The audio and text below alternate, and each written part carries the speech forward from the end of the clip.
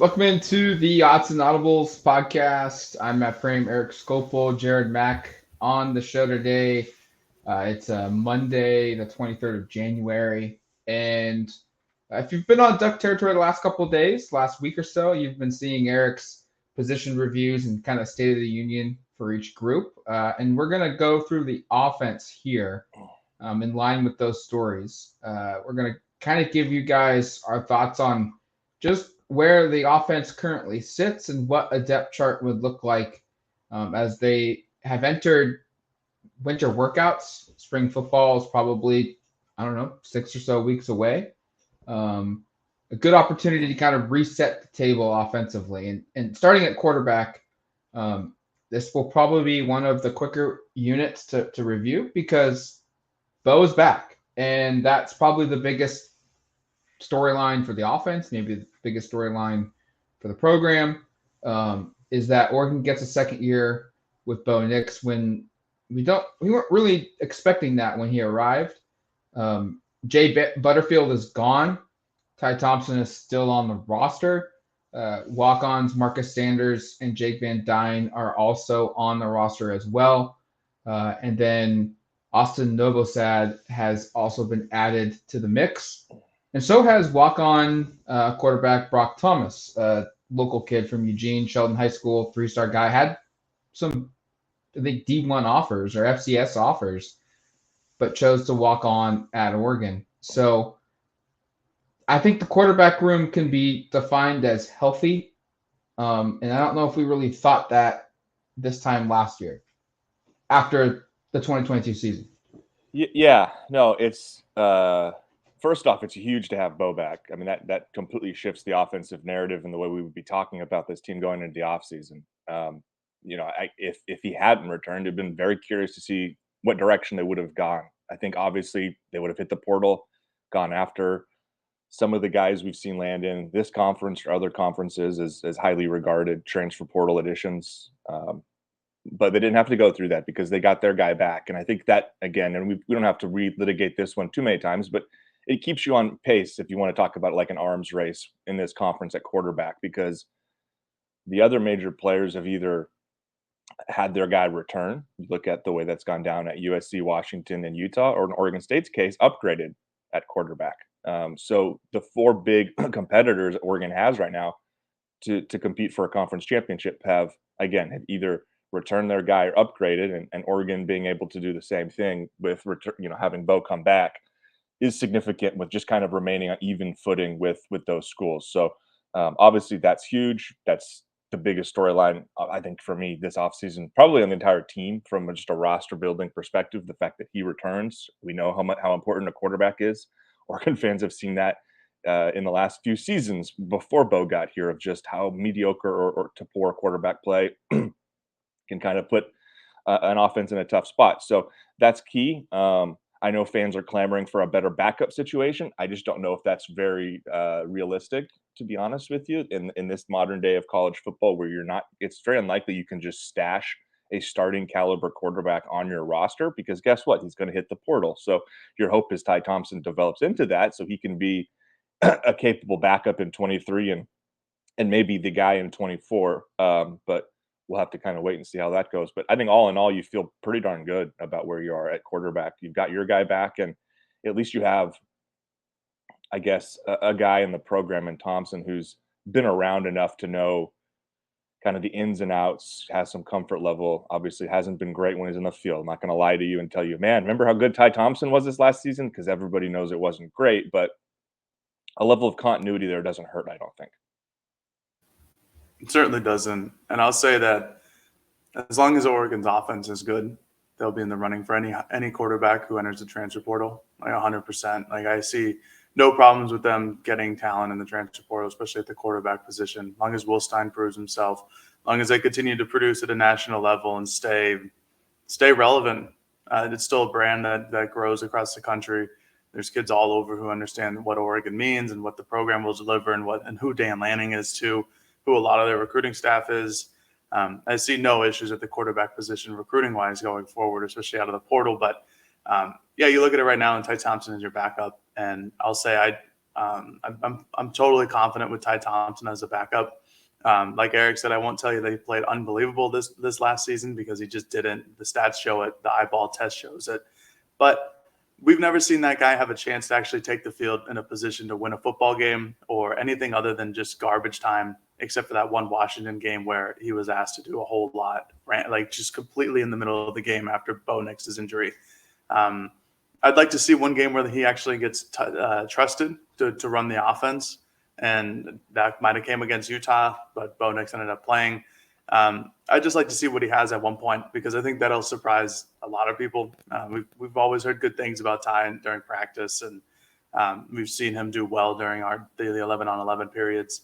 But I think, to Eric's point, to think that you need a backup quarterback who's going to be a starting caliber quarterback, that's just not very possible. And unless they're a true 5-star coming in that needs a year to sit like DJ Uiagalelei did at Clemson, those are different scenarios in its entirety. You're already basically handing the keys to the car to that guy at that point, just depending on who's in front of him. But I'm happy to see, or I'm excited to see what Autzen Novosad looks like during his development here. I've seen what he looks like during spring camp. It'll be a position where they'll need to add maybe another 2 scholarship guys by the end of the season just because of Nix's departure and maybe a Ty Thompson departure. But again, like I said earlier, I don't have any worries about how they'll be able to recruit as long as Will Stein proves that he's a good offensive coordinator. Yeah, quarterback, I agree with Jared. As long as Will Stein does good things as the OC, and if he ever moves on to become a head coach, whoever they replace him, they'll have no problems finding good quarterbacks. And that's kind of been the case at Oregon for a while. That's been the reputation that they've had. Finding talent won't be the issue. It's executing that talent on the field. Running back here, let's shift down to – I don't think anyone expects Bo Nix to be beat out. No. I guess the only thing I'd say, just to wrap quarterback, and we'll review it, if we're doing a depth chart projection, are we comfortable saying it's Bo and Ty as QB1, QB2? Yes. I don't think there's much objection to Ty being the number 2. I know fans would love to see somebody else as a number 2, but I just find that unrealistic. I think the biggest question at that is, do they get Autzen Novosad in for 4 games? How many games does he actually play? Yeah. And that's going to be the fine line of, do you roll with Ty Thompson to get him as many reps as you possibly can to get him as ready to go to compete for the starting job in 2024? Or do you split those reps between Ty and Austen and hope that, you get a little bit of feedback on both guys? I don't know what that answer is, but I think that's the biggest question with this group. Yeah. I think if that's the biggest question, that's a good thing to have, because then you're just talking all these games are blowouts and we can either give 10-10 or 20-0. To me, it wouldn't matter. I'd be fine if it was 10-10. I'd be fine if it was 20-0 in terms of snap counts for those guys. I think they both deserve a shot to play, but we'll see if Novosad is good enough as a freshman to come in there and actually play college football. That's right. All right, at running back, a lot of change with this group from what it looked like even just this time last season. Especially that. Yeah. You have Bucky Irving back. You have Noah Winnington back. You have Jordan James back. But Sean Dollars is off to Nevada. Byron Cardwell is off to California. The Ducks have gone out and they've added 2 running back commits to this position group. Dante Dadao, who's a 4-star recruit. I believe he's top 150. Yeah. 142. And then Jaden Lamar is another 4-star running back that's also been added to the mix, a top 300 guy. So you've got some talented freshmen, you've got some talented returners, and you have an underclassman in Jordan James who had a very promising start to his career, where this time last year is they have maybe 1 or 2 scholarship guys. Let's see what happens. They need to find backs. Now this room is completely loaded and it's been completely turned over too. I mean, I don't think anyone that's been here for more than a year now. Correct. Yeah, and ironically, a year ago when spring ball opened, the two guys that were the only two remaining scholarship running backs, I should say, were Cardwell and Dollars, who are now gone. And then they added Whittington midway through camp. Jordan James showed up in the summer, and they added the commitment of Irving. I want to say that was like mid-May. And that's another thing just to keep an eye on for when, with the portal is obviously they've added new dates, but Oregon even a year ago was pretty active in adding players after spring ball concluded. And so don't be surprised. I'm not saying running back specifically because I think they're all set there, but don't be surprised to see Oregon continue to recruit even after spring and into early parts of the summer. But this is a total kind of turnover from a year ago. As Matt said, none of these guys have been here longer than one calendar year. I still think this is one of the biggest strengths on the roster. I mean, I think you have to feel really, really good about it. I at those who've been kind of longtime listeners or readers of mine saw this year I had running backs graded as the best position on the team. And all three of your top running backs are back. So I think you have to be really excited about this position group.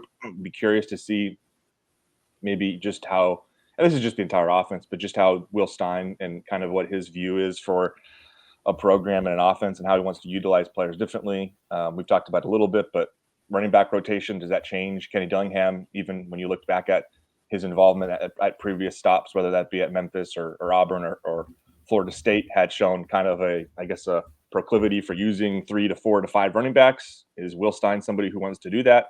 How does that change things? But to me, if we're talking depth chart, I think it's your two veteran guys or 1 and 2 again. I would be really surprised if that's anything else is the case by this time the season starts. And who knows, maybe Dante Dowdell is incredible and I'm overlooking that. And we get to the fall and we go, man, they're going to have a hard time keeping him out of that top 2. But I don't rely on true freshmen very often for that. And amongst the returning guys, I think it was a pretty clear 1-2 with Irving and Whittington. And I think that gives you one of the better duos, certainly out West, and frankly, one of the better duos in Power 5 football. I wouldn't be able to sit here and try to rank it for you and try to go through school by school by school because I haven't done the exercise. But there aren't, I don't think, a lot of schools nationally who bring back their top 2 guys who are both really highly regarded, both kind of on an individual basis, but as a pair like this. So I think a lot to be excited about here. And now we get to see what these new pieces can bring. And again, I try not to put too much expectations on the true freshmen now. I've kind of learned that over the years.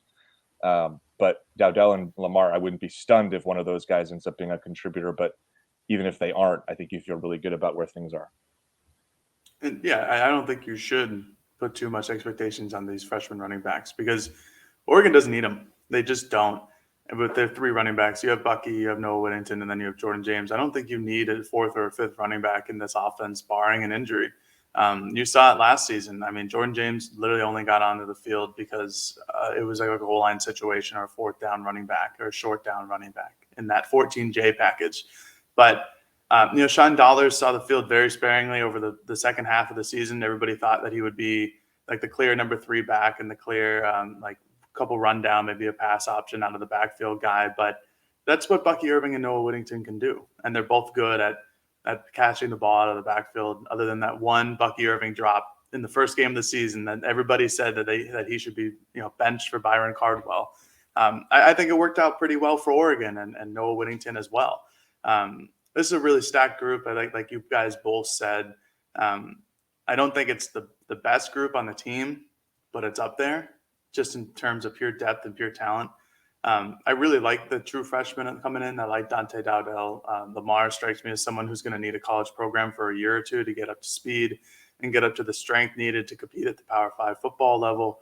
But Dowdell strikes me as someone like Jordan James was last year, who, if Oregon really needs somebody, they can rely on him and they can get him into the game.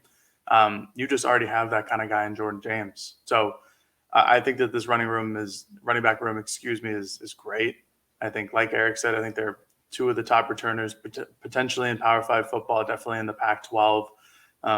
What Carlos Lachlan has done as a running back coach who came in from, basically from nowhere that we knew of, was a total no-name guy coming in. Obviously, he was running back coach at Western Kentucky the year prior and then worked off field at Florida State. What he's been able to do at Oregon in terms of recruiting, in terms of getting the running back room healthy and getting the running back room engaged and learning the playbook, has just been great. It's been a wonderful hire for Dan Lanning. proves us wrong yet again on one of his hires that we're not sure about. So I think the running back room is one of the strongest on the team. It's got to be probably top 3, in my opinion, just in pure talent and pure depth purposes at this point. I'm glad, Jared, you said that, because you said it, like, when he was hired, he was probably the most doubted coach from a resume perspective on this staff and from those outside the football program. And when you look at what the running back group did this season, they were one of the strongest, most consistent units in the league. They returned the top rusher in the conference in Bucky. Noah's like top 5, top 6 in the conference in returning rushing yards. And so, like, on the field success is there, and we're seeing the recruiting success too. And I think it's not just that position group. Like, Laughlin's being used everywhere. And if there's a coach that needs a raise this offseason, needs a new deal, I think the first reaction is probably, hey, like, you need to lock up Dan Lanning, maybe give him a new contract. But I almost would argue it's Carlos Laughlin. Like, he's getting paid like $200,000 or something like that. Like, I don't have the contract in front of me, but it's like astronomically low, and he's worth way more than what he is getting paid by Oregon right now. His job is done. He's done a really good job. $200,000 sounds like a ton to me. I would sign up for $200,000. As would I. But in the context for his profession, I was just saying, the context of his profession, how much an average running back or just position coach makes, yeah, he's making pennies on the dollar compared to what some people are making in this industry. So I totally get it. I think you lock him up for as long as you can. We will see. Again, as I've said a couple times, the sample size is kind of small. I was super impressed with year 1. If the trend continues to be that he gets the most out of this group, and Oregon's run game is one of the better run games in the country and the conference, as it was this last year, this is a guy who you want to try to lock down as long as possible. They've had quite a bit of running back turnover, to a certain degree at the coaching position since Gary Campbell, at least I guess compared to Campbell, who was here for 3 decades. Not that you would want or expect Laughlin, whose roots are from Memphis, Tennessee, I believe, to be in Eugene for 30 years. But if you could have a guy be your running backs coach for the entirety of Dan Lanning's, like if those two could just be paired together for however long Dan stays here, and I think those listening to this podcast now, I'd like that to be a really long time, because Oregon hasn't had a lot of longevity with its head coaches either. But my point is, Laughlin would be a guy who'd be great to have in Eugene for the long haul, if possible, just because I think that's a position that historically for Oregon has been really, really good. Kind of saw some leaner years in the interim between Campbell to Laughlin, but I think is clearly headed, in my opinion, in the right direction right now. I don't think there's going to be any objections to kind of finalizing this position group by saying it's Bucky and Noah in that order as your running back depth chart.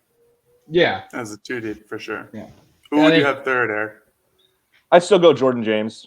I still would, until I see Dante Dowdell on campus and get a better feel for what that looks like in person. Because it's one thing to see it on film. Like, how many times have we seen somebody on film and been like, oh man, they're going to be amazing year 1, and then year 3 goes by and you're like, oh, they still haven't contributed. I'm not saying that'll be Dante Dowdell, because I think he's got a lot of talent, but I still haven't seen him play against college athletes or Oregon's athletes or see where he stacks up compared. So I'd still go with James as the number 3. But Dowdell, I'm open to Dowdell. Smith? Is Aaron Smith still on the roster? Oh, is he entering the transfer portal? I have no idea. They've got so many walk-on running backs, and I don't even know at this point. Is Kilo from Hilo? Was he a senior last year? I think he has another year. I think Kilo's got I've got it here. Let me look at it. Let's go. That's big for the program, for the listeners who aren't aware. Kilo Hasenritter. Oh, Jared, you're good. You're a good friend. He still has 4 more years of eligibility. Kilo? Or 3 years of eligibility. He's a redshirt freshman. Yeah, I was gonna say I thought he was younger than we thought when he came through. So yeah, he was a redshirt freshman. He's got a lot more Kilo from Hilo. All right, well, I might have to change our depth chart prediction, but that's okay. I think Aaron Smith is in the portal because he's been 404'd on the roster. If you're unfamiliar He'll with land that term, somewhere. go to took He'll his roster page down, so he's probably not on the roster anymore. That's a shame. He'll land somewhere, probably like Nevada, but I think he could be good there. Big guy. Is there anything more? This is not a shot at Oregon because they typically don't do this. But is there anything more petty than a kid entering the transfer portal and like we want to go look at his bio to read it, and within like 2 hours it's been 404, and the school just immediately just eliminates all trace of this guy having a past with them. My favorite remains. There was a softball pitcher Oregon had who left mid-season, and they removed her roster for they 404'd her on the thing, and then on the stats they just had her number. They didn't even put her name, so it was just like number 22 had pitched 24 innings or whatever it was. And I was always like, that is really petty. Like that is completely scrubbing her existence from the record. All right, let's slide over to wide receivers and tight ends here. Or are we doing tight ends separate? I don't care. I separate them in my story. I don't have a huge. I mean, we can go either way. We've got time. Yeah, let's go wide receivers. Then we'll take our break and we'll come back with tight ends and offensive line. Junior Adams, a coach that is going to be entering his second year with the Ducks, previously of Washington. He inherited a interesting. That's how I'm going to describe this position group, because like a lot of talent, a lot of unproven talent, some proven guys, and then they brought in some new pieces, some guys that have just not really done anything in their careers at Oregon after being highly recruited. And I was pretty darn impressed with the development of Troy Franklin. He turned into a bona fide star in the Pac-12 as a receiver. I thought we got the best out of Chase Cota in his 5-year career. Looked really good there for Oregon. And then, you had Chris Hudson certainly had his really good moments. He also had some really poor moments. But then after that 3, you maybe look at Dante Thornton, and, he had 17 catches for 366 yards and a touchdown. But there was a big difference between like the top 3 guys and everybody else. Well, yeah, I was going to say that was the thing that kind of stood out. I was actually going to kind of frame it that way. When you look at the receiver group in 22, you think at running back, how much they rotated, how many different guys had big contributions. You look at the receiver room, and especially from a receiving contributions perspective, it really was sort of 3 guys when all 3 of those guys were healthy. Because I don't have the numbers in front of me, I haven't memorized it, but I would imagine Thornton's stats, the 366 you mentioned there, Matt. Like I know 150 of those happened in the Utah game where Cota didn't play, and Cota also missed a couple games before that. So I would bet that like over half, at least, probably more than that, of Thornton's production came in games Cota didn't play. So essentially, the way like the 2/3. Is that what it is? It's a majority of it, like easily a majority of it. So you look at it and kind of go, the way that this offense, this group rotated, and like I said, at running back, gosh, they ran through a bunch of guys. At receiver, it was really just they sort of stuck with their top 3 guys, whoever those guys were, whoever was healthy to play all those positions. They didn't really go far into the depth there. And I don't know if that speaks specifically to the way the talent was comprised this past season, or if that is a kind of philosophical viewpoint that Adams has and Dillingham carried or whatnot. But I just think that was kind of notable when you go back and look through it. It really was like, okay, if Franklin, Cota, and Hudson are playing, they are getting most of the snaps and they are getting most of the production. And okay, Coda's now out, and now Thornton's getting, he steps in, and it's not like they're splitting those reps between him and Kyler Casper and whoever else. So I did think that was kind of notable. It'd be kind of something else to track this upcoming season to see if they do something similar in terms of sticking with a 3 guys, 4 guys, whatever it is. But I do think that was notable. And the fact that Oregon brings back 2 of those players from this past season in Franklin and Hudson, I think makes you very encouraged. And then you get even more optimistic when you consider that they've also gone in and hit the portal with 2 players who I think we both, and all 3 of us, I should say, think can be plugged in and potentially starting right away. And then they hit the recruiting, they had a home run in the recruiting with signing their 2nd highest rated wide receiver recruit of all time. I think Dickey's still behind Cam Colvin, is my recollection on the rankings. I don't know 100%. I think that's right, because I think Colvin was a little higher. But still, a 5-star recruited receiver doesn't happen all that often if you're Oregon. And to go get one along with the other additions you've made, like, I'll put it this way, I would be surprised if they maintain a 3-player rotation, basically, that the production is – because, again, like, I don't have the – it would be interesting to do that exercise of, like, I bet you whoever the 3 starting receivers were had, like, 90% of the receiver production in those games.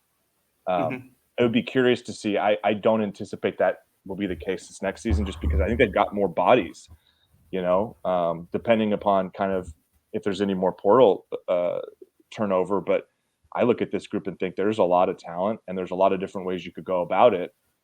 And I think there's value in playing some of these younger guys a little bit more than what we saw this past season, when, again, it really was like you're starting 3 receivers, playing some 2 tight end sets, playing some 2 running back sets.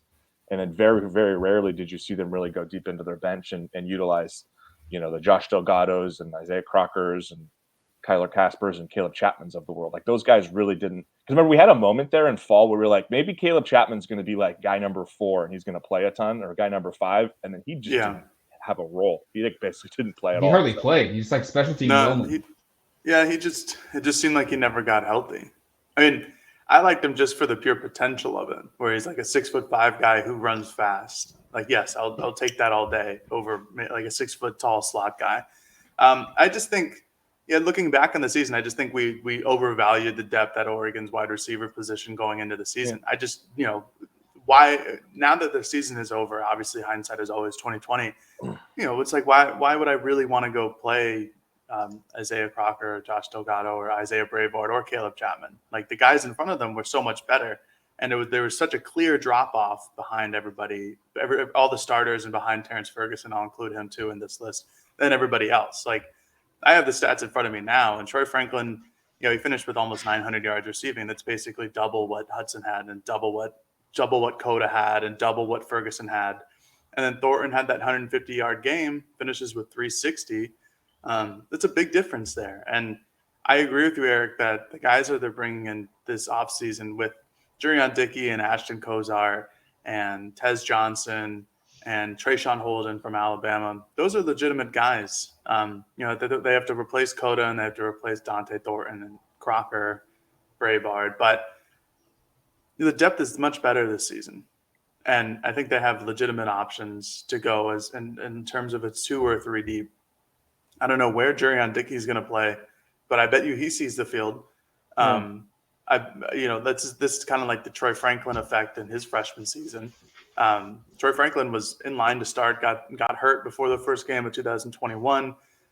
Starts a couple games, plays in a bunch of games, has that really good game against Oklahoma in the Alamo Bowl.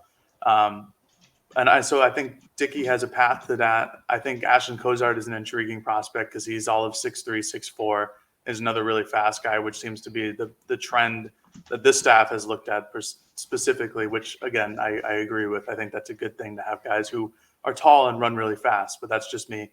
I like this receiving room a lot more than, like, now that I can look back at the receiving room last year and the depth that they assembled, because it wasn't great depth. It was a lot of guys who maybe had a high ranking out of high school but hadn't produced a lot, so maybe the potential was still there. In this case, there are guys who produce, and there are guys who produce at a high level of football too, like Tez Johnson, even though he's always been called small and might not fit the Power 5 profile of a slot wide receiver. That guy produced. He balls everywhere he goes. Trayshawn Holden was pretty good at Alabama, but he was at Alabama. Maybe it'll be different when he's at Oregon and playing Pac-12 defenses for a conference that notoriously does not play defense, especially last year. So I like this receiving room. I really like what Junior Adams has done. He's impressed me a lot as a wide receiver coach, like Matt was saying earlier.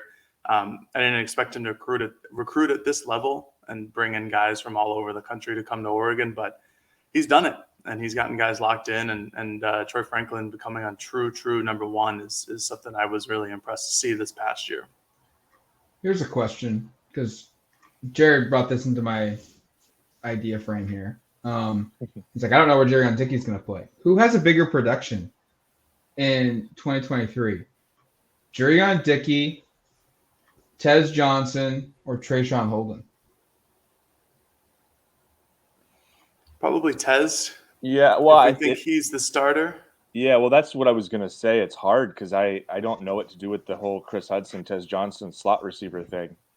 Because if Tez, in theory, beats Chris Hudson out, which I'm not saying is a for sure at all, then Tez is a starter. And based upon most schools, guys who start getting more production, I would be really surprised if Dickey starts. I do not have a great feel for if he's an X or a Z. Like I don't know. We'll go through my depth chart projection in a moment. Like we know Trayshawn Holden's a Z receiver because that's what we played at Alabama, and we know Tez Johnson played in the slot almost exclusively at Troy, so we know those guys' history and kind of where they fit. Dickey, I don't know. Like maybe he's an X, maybe he's a Z, maybe they use him in the slot based on body type. Like I've got him listed as a Z, but maybe I could be convinced he fits behind Troy Franklin as his number 2. Regardless, I would be surprised if he of that trio leads the group. I'd probably, in order of my guess, like I'd go Holden, Johnson, Dickey, maybe, just because I think Holden is your starting Z, and that was a position this year that we saw Coda and Thornton. If you combine the production of whoever was starting there, had some pretty like they outpaced what the slot guy had. So we'll see if that's still the case in 23 with the new offensive coordinator and a new system. But that would be kind of where my answer would be there, Matt. Would be I'd go Holden, Johnson, Dickey in that order. But Dickey's it's always hard to project true freshmen and what their roles are going to be. Like we're historically not good at it, and I wouldn't be stunned at all. Like if he ends up being a guy who's just so dang good that by midway through the season he's one of your top 2 guys. Like 5-star guys, maybe that happens. But I also could be convinced he's your 5th guy all year and has 200 receiving yards.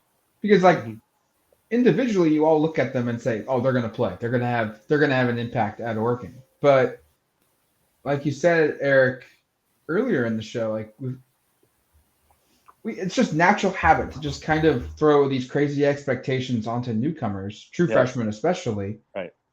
And there's a high chance one of these 3 has a huge year for Oregon in 2023, but all 3 of them feels unlikely. Yeah.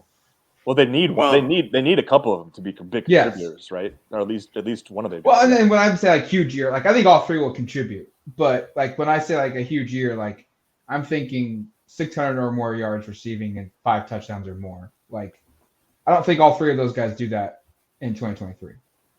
Well, if they did, that would be unbelievably impressive. But yes, I mean, you still have Troy Franklin in your back pocket here. There's a guy who had 900 yards receiving last year. So again, I mean, if you carbon copied this past season and wide receiver and the stats and just plugged in all the new names for this upcoming season, it'd be pretty good. I don't think anybody would be disappointed in that production.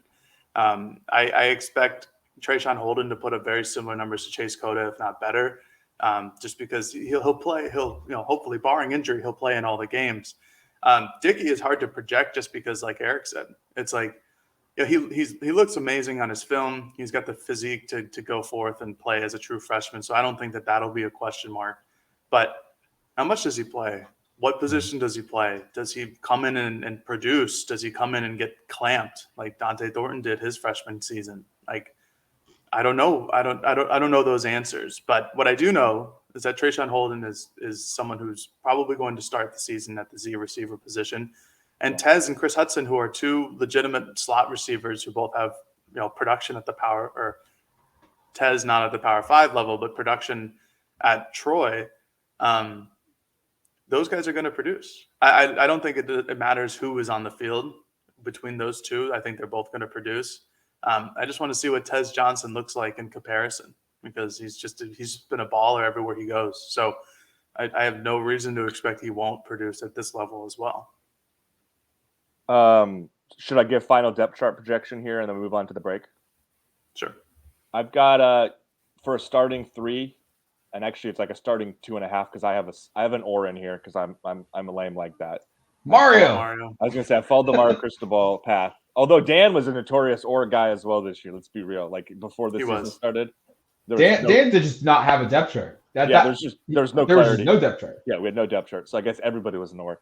I have Troy maintaining his starting X spot. I have Trayshawn Holden at Z, and then I have an or between Hudson and Tez at slot. I really don't know how that's going to play out, and I don't even want to try to weigh in too much until we get to spring to get a feel for that. Like, I wouldn't be surprised at all if Tez wins it, but I also don't want to discount Chris because I know it wasn't a great season. But I also say, like, going back and rewatching some of the games, I think he had like 4 or 5 touchdowns that were just like wiped off the board either by penalties or something that was completely not his responsibility. Like, you go back and watch it, it seemed like every time he had a good play, something bad happened that made it not actually count. Or he dropped it. Well, he'd have a little bit of drops, but no, there are legitimately like 4 or 5. Like, I think Marcus Harper probably owes him 3 touchdowns just from him being too far downfield.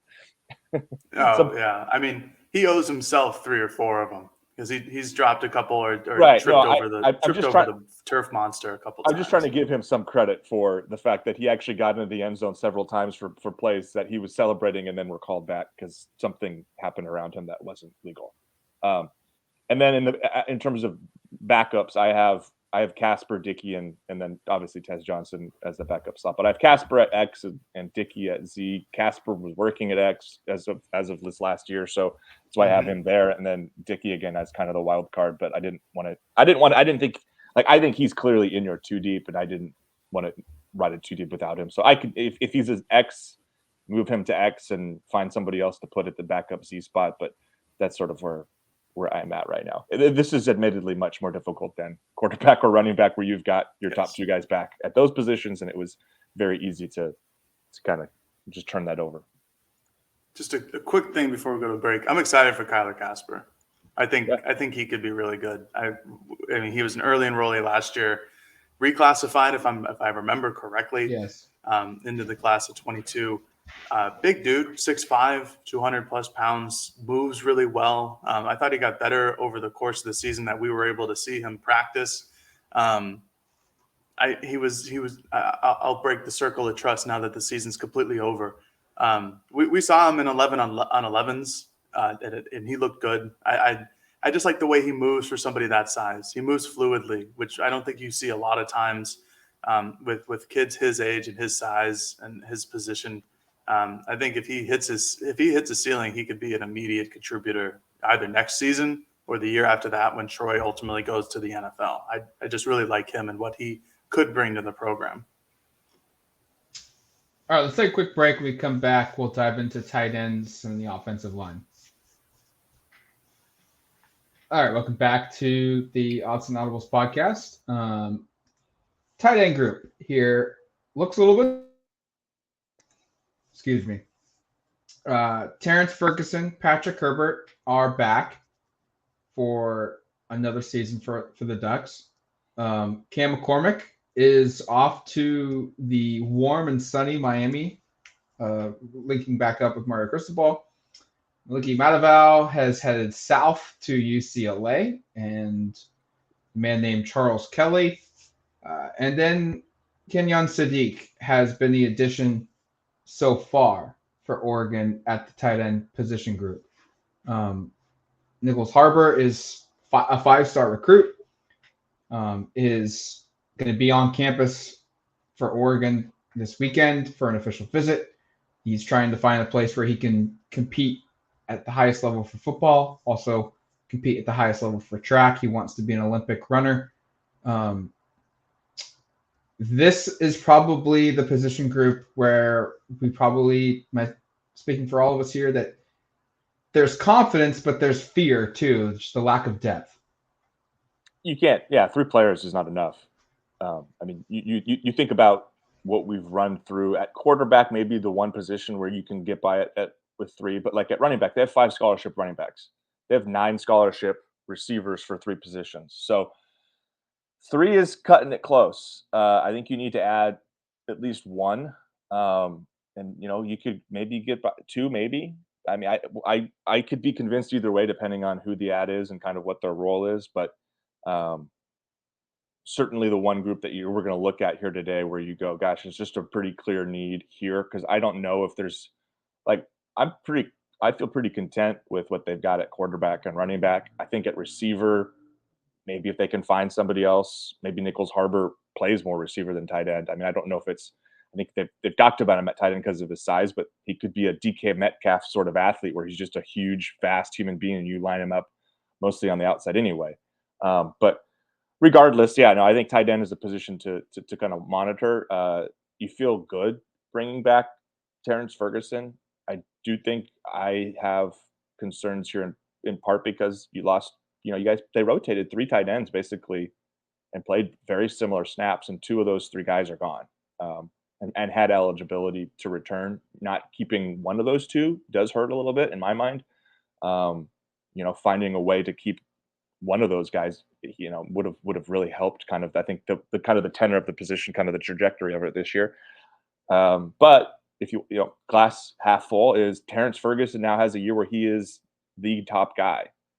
Last year he was the top receiving tight end, but didn't start as many games as Mataval or McCormick. Played a little bit more snaps, but I think you look at this year and go, this should be a year where he's not only the featured guy, but he could be the player who plays 2 times more snaps at tight end, or a significant number of snaps more than the rest of this group, depending upon how it all plays out. So I like Ferguson. I like the production we saw. I thought at times he was a really valuable part of this offense. There was a weird part in the middle of the season where he just completely disappeared for like 5 weeks, which was strange. But I don't have any concerns there. I think Patrick Herbert showed in 2022 that he still has something left in the tank, which was really encouraging. You didn't really know after a guy misses 2 seasons. It's hard to kind of know what they've got. Patrick was a really good athlete coming out of Sheldon, and I even think we saw a little bit this year. He's lost a step maybe compared to where he was coming out of high school, because this guy was a lot more explosive. I mean, I just think the one long passing play he had all season against Cal, where it was like a rumbling, stumbling 42 yards, that looked a lot more smooth, and it just looked different several years ago when he was playing at Sheldon, just from an athleticism perspective. I think he's lost a little bit of that, but still very much capable, big body, athletic. So those guys, I think, right there can be a top 2. And then we see what you've got from Sadiq, and you see what you get out of whatever this last addition is to kind of round it out. But I will say, I think offensively, this is the group that I look at and kind of go like, there may be they're a body short right now, and you can kind of just feel it. Like going through the exercise, you're just kind of going like, yeah, they need to find a player or 2 here. I will continue to beat the drum that they need to add 2 tight ends to this room. Look, you're relying on Terrence Ferguson, who's a mighty fine tight end, who's probably the better tight end Oregon's had since Jacob Breland. You're relying on Patrick Herbert, who, let me pull up the stats in front of me, who has played a combined 231 snaps over the last 3 years. So that's not great. And then Kenyon Sadiq, who's never played college football. I really like Kenyon Sadiq. Eric just went over all the reasons to like Kenyon Sadiq. That's not a lot of depth behind Terrence Ferguson there. And I know that Patrick Herbert looked better this season. That's because he actually played. It's tough to rely on a guy who missed 2 straight years due to injury. It really is. And you lose Cam McCormick and you lose you lose Maliki Matavao. Both those guys played 100 fewer snaps than Ferguson. So Ferguson is always going to be the number 1 guy. He's just going to be more of a pass catcher than a run blocker. But maybe that's something you have to take into consideration, because who's going to be the run blocker in this group? Is it going to be Herbert, who's often injured? Is it going to be Kenyon Sadiq, who's significantly smaller? Oregon needs another guy who's basically just a pass blocker or a run blocker. If that's how Will Stein wants to work his offense, I think that's ultimately what it comes down to. But I just still think you got to add 2 guys. I think you need 5 guys in your tight end room. Whether that's Nicholas Harbor and someone who's more experienced, I think that's probably your best bet, is to get some uncommitted true freshman and then some transfer portal addition. But I just don't like the depth right now at all. I know Nicholas Harbor is still available. He's had a crazy day already this morning. I'm not sure if you guys have noticed. But Walker Lyons is another guy that's still available. He decommitted from Stanford a long time ago after David Shaw was fired, hung up his cleats. He resigned. Mutual. I think technically he resigned. Technically, yeah. He was mutually. Yeah. That's another guy that they could go after. I know it's very late in the process for them, but I just don't like only having 3 tight ends right now. I really don't. And I don't even know how much I would like if they had 4 tight ends right now. They used all their guys last year. With how Will Stein runs his offense, I don't really know why they wouldn't use all their guys, or wouldn't use 5 guys, 4 guys this year either. I think it's important. I think if they want to continue to run the ball the way they have the last couple of years, without their good offensive line last season, I think tight end is going to be a big position group. maybe it's time Dan Lanning dusts off the phone and gives Tyler Nanny a call and see if he could come back. I mean, he's got eligibility left. He walked as a walk-on for senior day. But, like, if there's a dude that's a walk-on that looks like a scholarship player, Tyler Naney is that guy. He is a humongous. Yeah, until you see him play. Well, but I mean, the only thing you could argue is, like, under Mario, Oregon did have some success with walk-on tight ends, at least, like, in terms of utilizing them. I'm not saying that's I with you, Jared, in terms of I prefer they add players, but if there aren't enough spots at the end, so to speak, like, they did have a run with, like, Ryan Bay being a guy who was a well-utilized tight end, and Cooper Schultz gave them some good reps in red zone situations during the 2022 season. Like, I'm with you. I'm just creating, like, if they come to the point where they say, hey, we don't really have a scholarship remaining. Like, we've got the one guy, Rep 4. Right. We don't really have a scholarship available. And we should know, like, they had 5 scholarship tight ends this last year, but Terrell Tillman played 0 snaps. They really did just use 4. I understand it's a different 4. But, like, if they get to that point and then they say, and we will just use big old Tyler Nans will be out there in our 14J package or whatever. Maybe they Like, switch Jake Shipley. I get that. I think Mateo Uyunglele is the guy who's played tight end. Like, maybe you play him a little bit out there. You can find creative solutions is what I'm getting at, but I understand your point. I agree. I just think if you find creative solutions, it's a wasted scholarship spot. Like, if this guy's not really good enough to play defensive end, maybe he could play tight end. It's like, should he be on the roster? And for Mateo, his biggest upside is playing defensive end. I know he could be a good tight end, but Oregon still has Terrence Ferguson. They still have Kenyon Sadiq and guys to put stock into. Like, I just think they need more. And I'm going to keep beating this drum until they start to add people. All right. Let's see your. But the too deep here is just like it's not very hard. There's 3 options. I went Ferguson and then I went Tyler Nanny. No, I went Ferguson and then I went Herbert. I went Chalk. I went older guys over the freshmen.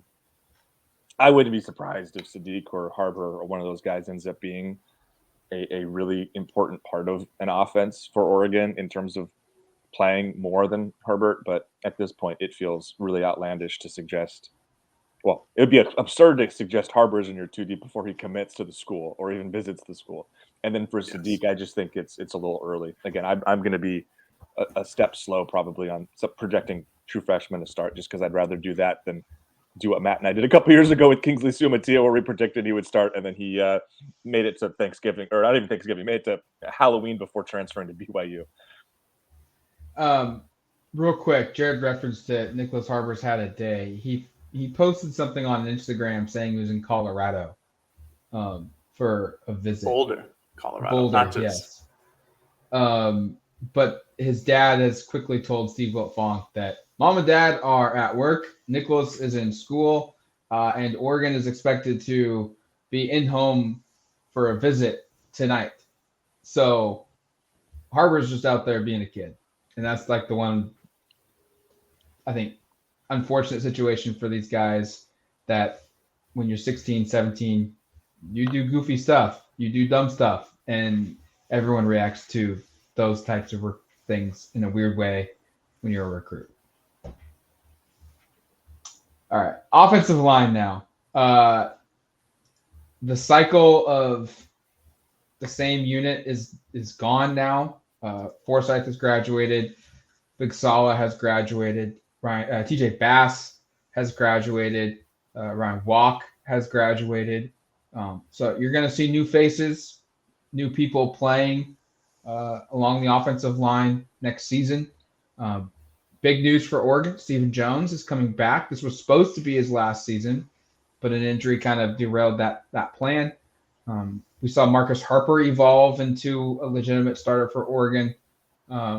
Jackson Powers Johnson continued to be kind of a Swiss Army knife, could play anywhere type of a guy.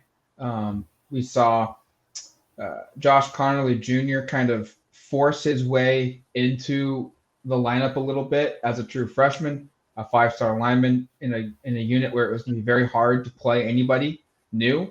And yet he found a way to create a niche, create a role last season. And then there's going to be a bunch of additions to this roster. Oregon went in and added two big, good transfers from the transfer portal. They've added a bunch of dudes from the high school ranks. They've added a JUCO guy as well. The offensive line is going to look different. There will be some familiar faces, but Adrian Clem has shown his value, has shown his worth, but he's got a tough role going into 2023 of just reshaping this unit. Never like to lose 4 starters on the offensive line. That's never a good thing. No one should pretend it is or like they're going to be better. I think the good thing is, and we'll get to a moment here, I think the talent is there to be really pretty darn good. You won't have continuity or experience playing together, though. And I think when you kind of parse through and think about this line, which was really Oregon's starting group for 3 seasons, I think the experience they had playing together meant a lot. And kind of they were very reliable by the end of last season, or I should say by the end of 2021 and through this last season of you just knew what you were getting from that offensive line. And I thought they were, and just to give credit where it's due before we jump into the new guys, like the fact they finished the season with, I think the total was 5 sacks in an entire season allowed. That's really impressive. And I hope people take that and take time to kind of appreciate how unique that is. That was the best mark in the country, and as Matt has said, I think the best mark at Oregon in almost 40 years. It was back to 86, I think, or 88, one of those years. This was a historically good pass protecting group who was also protecting a quarterback who had a really good feel for how to avoid sacks, both from a physical perspective, but also from kind of an instinct perspective of understanding the position. And I just think that there was, Forsyth and Nix's kind of communication and all of that stuff really came together, and you saw how valuable that could be. And I break all that down to say I wouldn't expect it to be quite as cohesive, quite as good right away this year, just because you aren't going to have a guy like a Forsyth who can be extra eyes, in terms of establishing, okay, where the protections need to go, where's the blitz coming, where do we need to slide, what do we need to do up here. I'm not saying Jackson Powers Johnson, who I expect to be the replacement, can't get to that level, but it's going to take some time. So I think just have a little bit of patience with this group, but at the same time, like, let's run through it. I think there's a ton of talent here, and a lot of credit to Adrian Clem for going out and hitting the portal, and I think hitting a pair of home runs, and a Johnny Cornelius, who was the highest rated offensive tackle in the portal this year, according to 24/7 Sports, and then Junior Angelau, who has like 35. He's like 3 years of starting experience at Texas as a left guard or a right guard. Those are just big additions. Those are huge additions. Those are guys that are legitimately what I've said this needs to be for Oregon, which is plug and play. I think both those guys start. I think Jackson Powers Johnson starts. I think Stephen Jones starts. And I have Josh Connerly starting. And we'll get to all this in a moment. Unfortunately, I don't have Marcus Harper in the starting rotation. We can talk about that and say if that's right, but that's wrong. We'll see kind of a better idea of when spring rolls around here. But I just think it's a good thing where you have an offensive line where a guy who started 10 games this last season doesn't have a clear position because you've gone out and you've added players that are of that capability. And you've got Stephen Jones back, who was like, I think people forget a little bit is that Stephen Jones was the starter to begin the season. And the moment he was available to start again, guess who was back in the starting lineup and guess where Marcus Harper went. So that kind of tips my hand a little bit in terms of the rotation. But I think in general, I think Oregon fans should be pretty encouraged by this group. They will have to prove themselves, but I think more athleticism is kind of what I would say at the tackle positions, which gets you excited. Certainly less experience on the interior positions, but they're bigger almost across the board than they were this past year. So more athletic at tackles, bigger in the interior, a lack of experience compared to what you had a year ago. But you can kind of see why you should be enthusiastic about just from a talent perspective. I think the group here is really impressive. Yeah, I don't think I have anything more to add. Eric and I, we've talked about this before at some women's basketball games. We're on the same page in what we think that the starting line or the starting offensive line should be for this upcoming season. I think we should just kind of jump into the depth chart and what we see from that unit, and just kind of deliberate there, and how there's some guys who should or could be starting in our opinions who just aren't or are. Okay, so here I'll run left to right. I have Connerly at left tackle. This is a guy who's extremely highly regarded coming out of high school. We saw him play all 13 games this last year. Obviously, almost primarily in that 14J package. He played a little bit in mop-up duty as well at tackle, but it was a guy who was working exclusively at left tackle. And that's a good thing. I think this last year we talked about how, man, there's just aren't too many tackle bodies. I feel really confident Oregon has. There are 3 players on this roster I feel very confident about being offensive tackles, and it's Connerly, it's Johnny Cornelius, and it's George Silva. And Silva is my wild card here. I have Cornelius as the other starting tackle at right tackle. That's where he played at Rhode Island, was really, really successful there. I feel pretty confident that he can play that spot. Silva is my wild card. Maybe he wins one of those jobs. Maybe he's your third tackle. Regardless, I think that's a big addition from a junior college perspective. Left guard, I have Junior Angelau over Marcus Harper. Angelau, as I said, a lot of starting experience at Texas. He's bigger than Harper. He's a fifth-year player. I just think from a talent perspective, he might be a little better. If you look at the PFF grades over the history of both of their careers, Angelau is markedly a little better. So that would be where I go at left guard. That's probably the most controversial one. At center, I have JPJ. I don't think that's really up for debate. He's been groomed to be the next center for a while. I had a hard time in terms of replacement. I have Harper listed here. I also think Dave Iuli is a name to know, as well as Ayapani Lalu, who I believe was recruited to play center. That is Feope's younger brother. At right guard, I have Stephen Jones, and Stephen Jones was your right guard to start last season. And the moment he was healthy and available, he was your right guard to finish it. And I just think you can't ignore that. He isn't coming back to be a backup, so I have him as your fifth starter. So I've got Connerly left tackle, Angelau left guard, JPJ center, Jones right guard, Cornelius right tackle. Identifying a fourth tackle, by the way, was a little difficult. I have Michael Wooten listed here. That was one that kind of surprised some people. I just know he was working at tackle this whole fall. So that he fits there. The other 2 names I don't have listed here who I probably should find a spot for, or in theory could, would be Kavika Rogers and Feope. Both those guys were guards primarily this last year, so maybe one of those guys ends up being a backup guard, but I don't see a starting path for those guys. But yeah, that's where I'm at, and I feel as good as I can about something without when they've got 4 new starters and I haven't seen any practice. I feel as good as I can about where all of that lands, but we will very much see here in about 6 weeks. That's probably the group offensively I'm most excited to watch, just to see how it all fits together. Yeah, there's the most changes there, and that's Oregon really hasn't had a lot of changes in the past 3 years with their offensive linemen. I know they switched out all 5 in 2019, but it's been the same.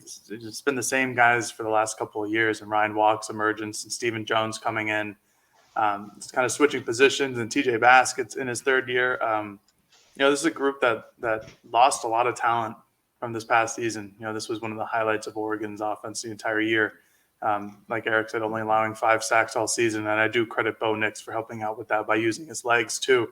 But I don't know. There's a chance this offensive line, if everything clicks, could be just as good, I fear. I really like Josh Connerly at a left tackle. He's the most surefire left tackle prospect and surefire left tackle body type that they've had on the roster in quite some time.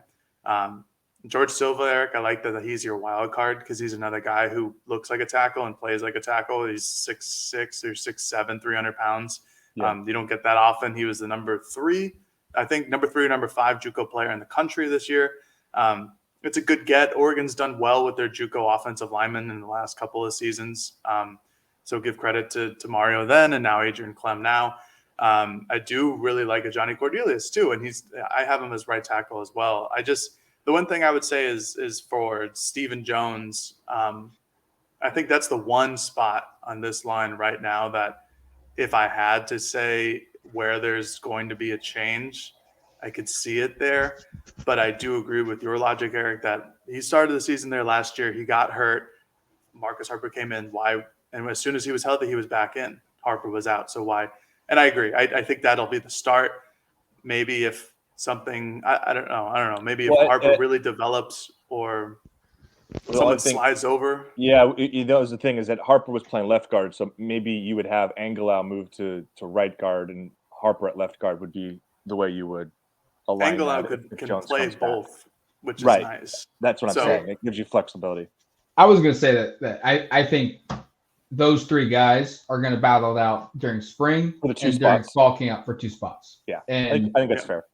And that it's hard to say one way or the other that there's one guy definitively starting. I think if I had to pick one, it's Stephen Jones for the logic that Eric used, that he started the year and then when he was back in the lineup. And then it's up to Junior and Harper to battle it out maybe for that other spot. But like Jared said, I think Stephen can be overtaken too. I mean, he's had his really high moments and he's also had some moments where he's just not been very good in his career.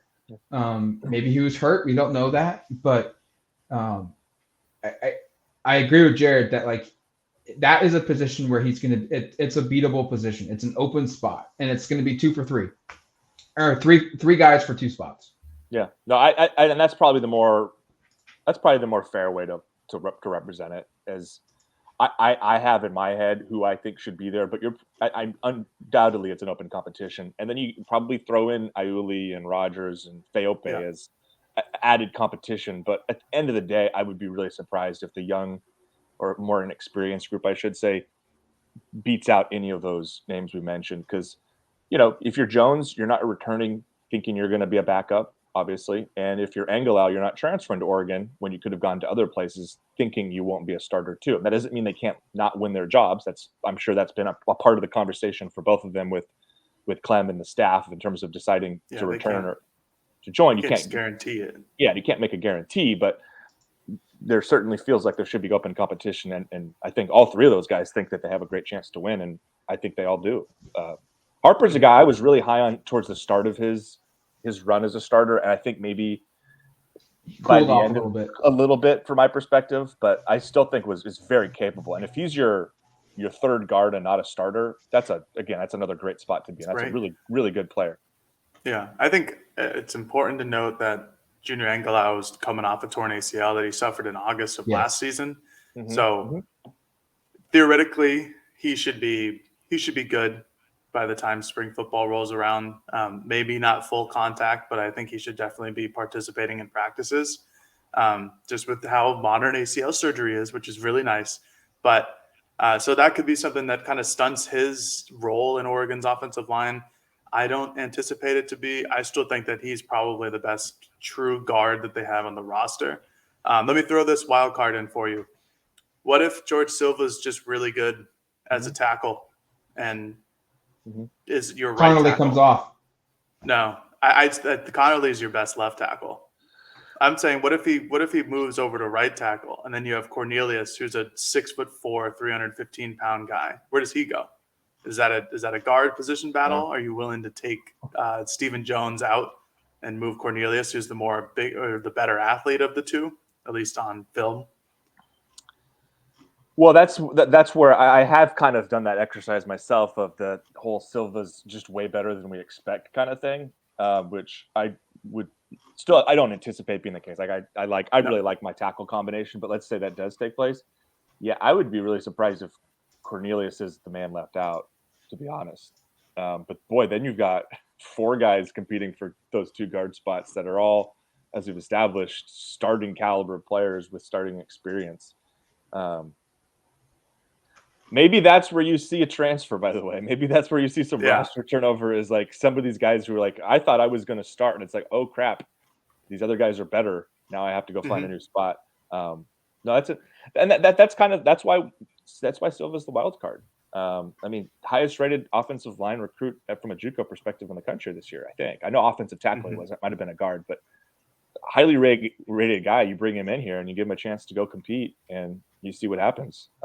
No, I think again, the thing that's great is between Silva, Cornelius, and Connolly, you have 3 really athletic, long, lean, kind of angular body types that you just didn't have this last year. Like, no. I just think from an offensive tackle perspective, they're going to look the part more than they did in recent years. That doesn't mean they'll be better, but I just think you watch the guys get off the bus. These are guys who look more like offensive tackles than maybe what we saw this past couple of years, where, again, TJ Vass would be the first person to tell you, I'm a guard. I don't know why I'm playing left tackle. I mean, he wouldn't say that last part, but he was like, I am more of a guard. Yeah. Yeah. No, and Connerly is cut from the tackle cloth. he just looks like one. And he is one. He's got the right body type. He has all the right athleticism and the tools to be a natural offensive tackle. I just think he's the stars are too aligned on his player profile to not just be. I might even like pen him in as the starting left tackle for next year. I know it's very early, but I don't want to oversell somebody who's just coming off of their freshman season, but I don't know. I was impressed with just how he's looked in practice and during some of the games, even though it's just been that 14J personnel. He's just the left tackle for me. I think that needs to be his position for next year and the year after that. All right, that's going to do it for us on this edition of the Autzen Audibles podcast. Stay tuned for a defensive version of that later on down the road. We've got a podcast with Chris Hummer that will come out on Wednesday. We've got a mailbag, I think, that we're going to be doing on Friday. So that's going to be your week. And then, hey, next week is signing day for recruiting. It's crazy as it sounds. It's already here. But that's going to do it for us here on the Autzen Audibles podcast. Talk to you later, folks. Peace.